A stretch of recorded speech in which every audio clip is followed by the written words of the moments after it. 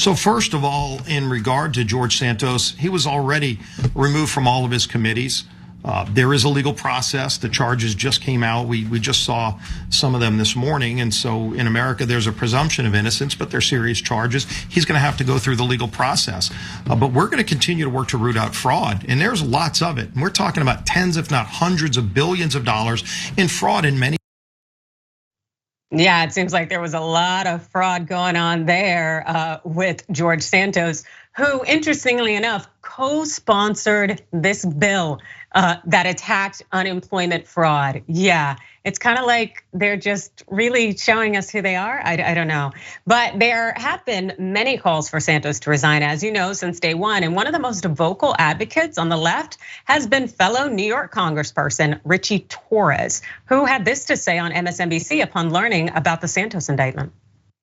Look, I would never bet on the integrity of the Republican Party, which has a high tolerance for scandal and corruption and criminality.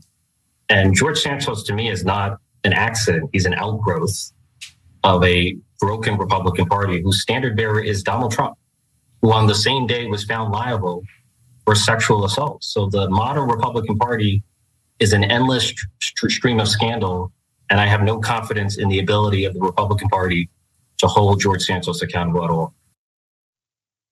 Oof, that is spot on. There's really no integrity there with the GOP. And as we know with these charges, it just keeps getting worse by the day. But unfortunately, Torres may be right here, as the charges are unlikely to affect Santos's position in Congress. Why? Well, because there are no rules in place that bar Santos from staying in office. He could be charged, he could be convicted, he could be imprisoned, but he can still continue to serve in Congress. That is, unless Santos resigns or he is expelled.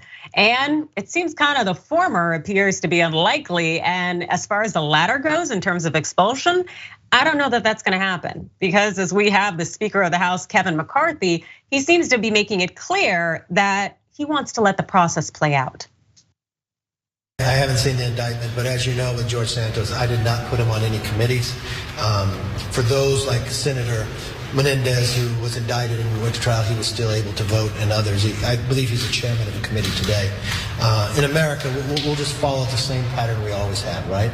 If a person is indicted, they're not on committees, they have the right to vote, but they have to go to trial.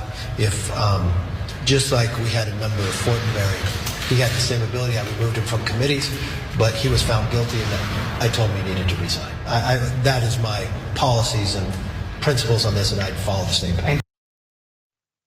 So, Francesca, what we have is a member of Congress who's been credibly accused of fraud, has engaged in multiple instances of lying on the public stage and arena, and who most people don't trust with anything. And yet he should still continue to stay a member of Congress until the system plays out. Is that weird to you? Yeah, let's that's the way Republicans do. Yeah, it didn't happen until due process, maybe, if I believe in due process, but I don't really. Look, Kevin McCarthy does not care that George Santos is a complete liar and a fraud. Kevin McCarthy wants a warm body to vote the way every other Republican will vote. And honestly, that's the proof that the Republican Party is just empty suits whose job it is to funnel money upwards. Is the George Santos campaign and victory and tenure, right? Which is, it doesn't matter who you say you are or who you swindled, as long as you're that warm body who's gonna help keep the rich even richer, you pass the test, man. Like, and he's got a sexual assault allegation to boot. Hey, he's part of the club at this point.